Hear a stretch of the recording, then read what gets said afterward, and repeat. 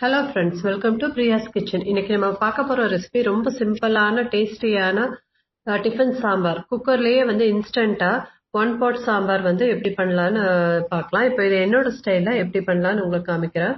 இதுக்கு நான் ஒரு அரை அளவுக்கு துவரம்பருப்பு எடுத்திருக்கேன். லைக் 100 கிராம்ஸ் அளவு துவரம்பருப்பு, ஒரு 2 ஸ்பூன் அளவு பாசிப்பருப்பு எடுத்திருக்கேன். எடுத்துட்டு இதை நான் தண்ணி ஊற்றி நல்லா வாஷ் பண்ணிக்கோங்க. வாஷ் பண்ணிட்டு கொஞ்சம் நேரம் ஊற போடுறதுக்கு உங்களுக்கு டைம் இருந்ததுன்னா ஊற போட்டுக்கோங்க, இல்லைன்னா வாஷ் பண்ணிட்டு டைரக்டா சேர்த்துக்கலாம். இதுக்கு ஒரு 2 கப் அளவு தண்ணி சேர்த்துக்கிறேன்.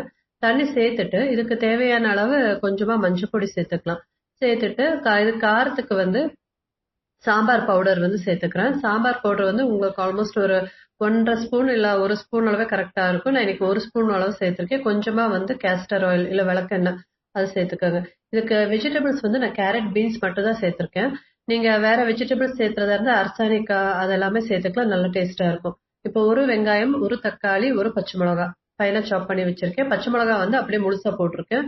கேரட் அண்ட் பீன்ஸ் ஃபைனா சாப் பண்ணி சேர்த்துக்கிறேன். 2 கேரட், அப்புறம் ஒரு 1/4 கிலோ அளவு பீன்ஸ் எல்லாமே ஃபைனா சாப் பண்ணி இது கூட சேர்த்துக்கோங்க.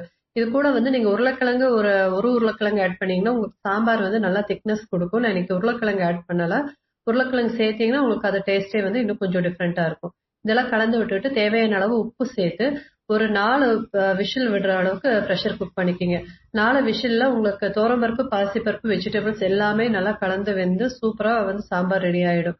4 விஷில் விட்டதுக்கு அப்புறம் நீங்க அதை எடுத்துட்டு இதுக்கு தாளிப்பு நெய்ல கொடுத்தீங்கன்னா சூப்பரா இருக்கும். 1 ஸ்பூன் அளவு நெய் சேர்த்து ஒரு சின்ன பீஸ் கட்டி பெருங்காயம் போட்டிருக்கேன். நீங்க பெருங்காயத்தூள் இருந்தாலும் சேர்த்துக்கலாம்.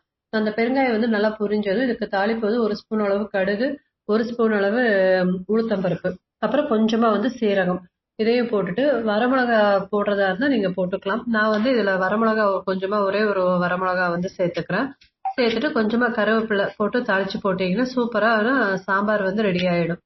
இதுக்கு நீங்க மேல கார்னிஷிங்க்கு லாஸ்ட்ல கொத்தமல்லி தழைய தூவி இறக்குனீங்கன்னா சூப்பர் டிஃபன் சாம்பார் ரெடி. இது உப்மாக்கு, இட்லி, தோசைக்கு எல்லாமே நல்லா இருக்கும். ஸ்பெஷலி இன்ஸ்டன்டா உப்மாவுக்கு வெறும் தேங்காய் சட்னி அந்த மாதிரி வச்சு சாப்பிடாம இந்த மாதிரி சாம்பார் இன்ஸ்டன்டா செஞ்சு சாப்பிட்டு பாருங்க, செம டேஸ்டா இருக்கும்.